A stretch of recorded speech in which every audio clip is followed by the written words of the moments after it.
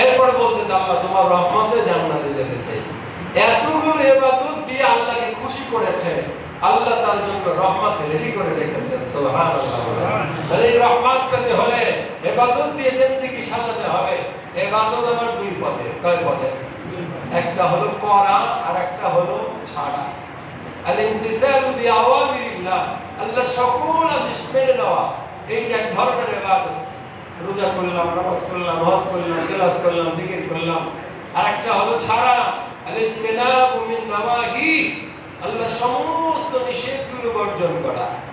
হ্যাঁ, আমরা তো ইবাদত বলতে খালি জিকির আজকার এমনি নামাজ কালাম বুঝি, এইটা এক ধরনের ইবাদত। এতে যতটা সওয়াব পাওয়া যায়, দ্বিতীয়টা সওয়াব আরো বেশি পাওয়া যায়। গুনাহ ছাড়লে যে সওয়াব পাওয়া যায়, তাহাজ্জুদ পড়েও সেই সওয়াব পাওয়া যায় না। সুবহানাল্লাহ। ওটা ইবাদত।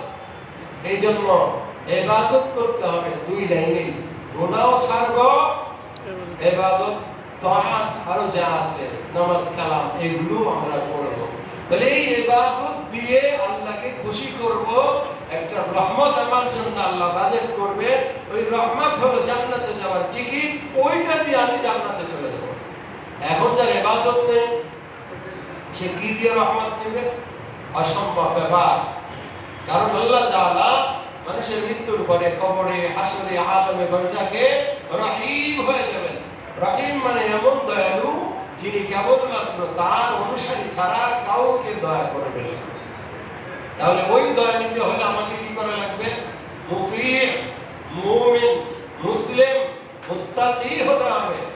মুত্তাকি ছাড়া কোনোভাবেই আল্লাহর এই রহমত আর দয়াটা পাওয়া যাবে না। তাহলে ভক্তপীরেরা যে যুক্তি দেয় যে ইবাদত লাগবে না, আল্লাহ মহান দয়ালু, আল্লাহর রহমত অনেক বড়, হ্যাঁ, এই শুধু রহমত পাওয়ার জন্য পীরের খেদমত করো, মান্নত দাও, বাৎসরিক আল খাতা কর আর চান্দা কর, এগুলো সব দাও, তাইলেই হয়ে যাবে। নাউযুবিল্লাহি মিন যালিক। আমাদের প্রত্যেকটা ক্ষেত্রে আদর্শ সাহাবায়ে কেরাম। সাহাবায়ে কেরাম কি ইবাদত বাদ দিয়ে নবীর অনুসরণ করতেন? হ্যাঁ, আরে নবীর অনুসরণই তো ছিল ইবাদতের জন্য। এই সূরা ফাতিহায় আমরা প্রশ্ন করেছি, আল্লাহ ইবাদত তো করব কেমনে? কেমনে আমরা তো জানি না। ইহদিনাস সিরাতাল মুস্তাকিম, আল্লাহ সঠিক একটা রাস্তা দেখায় দাও।